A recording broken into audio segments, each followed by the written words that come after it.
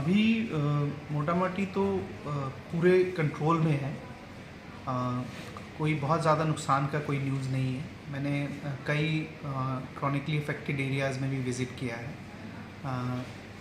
कई जगहों पे लोग अपने घरों से शिफ्ट हुए हैं, अपने जहाँ भी हाई स्टेशंस एरिया है, जहाँ भी उनके रिश्तेदार रहते हैं, लेकिन किसी भी तरह के बड़े नुकसान की कोई न्यूज़ नहीं है। रिलीफ सेंटर्स ऑलरेडी हमारे इनएक्टिव हैं, मतलब इन एक्शन है, एक्टिव है।